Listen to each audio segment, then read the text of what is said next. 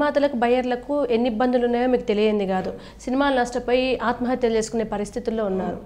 అసలు పెద్ద సినిమాలకో లేదో కొన్ని కుటుంబాలకు సంబంధించో తప్ప సినిమాలు వేరే వాళ్ళకి ఛాన్సులు లేవా? చిన్న సినిమాలు ఎందుకు ఆడట్లేదు? ప్రొడ్యూసర్స్ పరిస్థితి ఏంటి? రియల్గా చెప్పాలంటే వాళ్ళ ప్రొడ్యూసర్స్ లేరు. ప్రొడ్యూసర్స్ పాత ప్రొడ్యూసర్లు అందరూ ఆఫీసులో మూసేశారు వీళ్ళతో కలవలేక. ఇవాళ వచ్చేవాళ్ళంతా వన్ డే మ్యాచ్ ప్రొడ్యూసర్లు. ఒక సినిమా తీసి వాళ్ళదారి నాళ్ళు వెళ్ళిపోవటం అయ్యే కనపడతాయి. 198 మంది ఒక సినిమా తీసి దేవుళ్ళదారి నాళ్ళు వెళ్ళిపోతున్నారు. అందుకని ప్రొడ్యూసర్లు ఇది నేను చెప్పుకునే మనిషి నాకు ఎవరో కనపడతలే. వాళ్ళంతా వెళ్ళిపోయారు. కంపెనీలు పెద్ద కంపెనీలు అన్నీ మూసేశారు. ఎవరు సినిమాలు తీయట్లా. తీసేవాళ్ళంతా చూడు నువ్వు పట్టుమని ఒక 10 మంది హీరోల పేర్లు చెప్పు నాకు. ఇప్పటి వాళ్ళ కష్టమే లేండి కొంచెం. ఇది ఎవరో తెలవట్లా.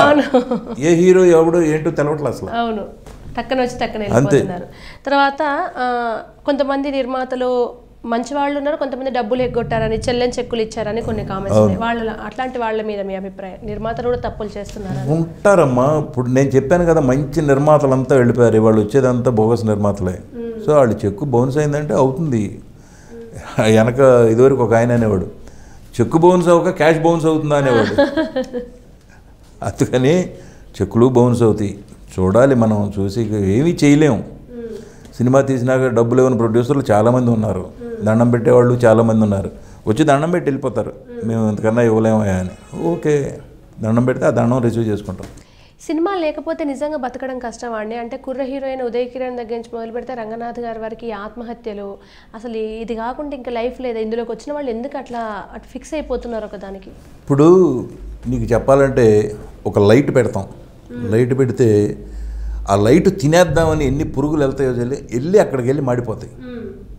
మన కళ్ళ ముందు జరిగే సత్యం అది. సినిమా కూడా అటువంటిదే. సినిమా ఒక పెద్ద లైట్ లాంటిది.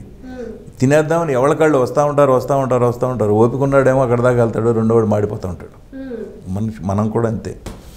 ఆత్మహత్య చేసుకోవాల్సినంత నెసిటీ లేవు. రంగనాథ్కి లేదు, ఉదయ్ కిరణ్కి లేదు నాకు తెలిసి. మరి పర్సనల్ ప్రాబ్లమ్స్ ఏంటో మనకు తెలియదు.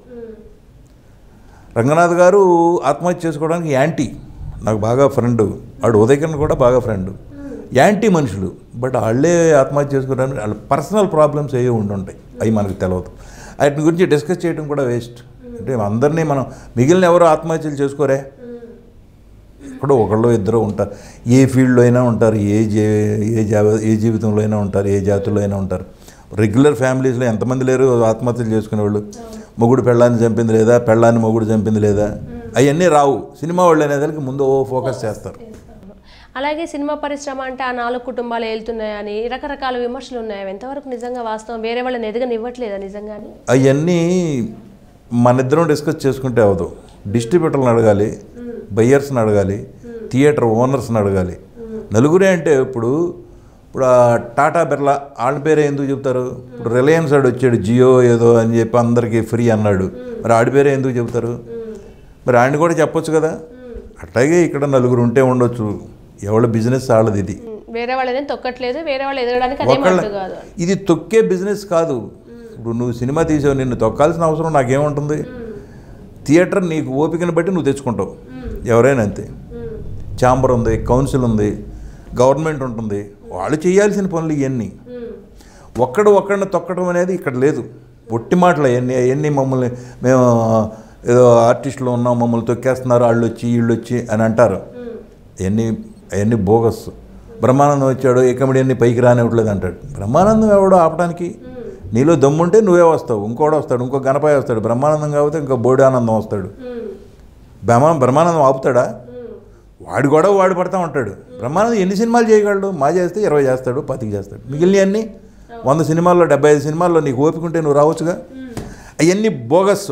ఏదో అంటూ ఉంటారు. ఏమీ ఆడవలేని వాళ్ళు ఇటువంటి మాటలన్నీ అంటూ ఉంటారు.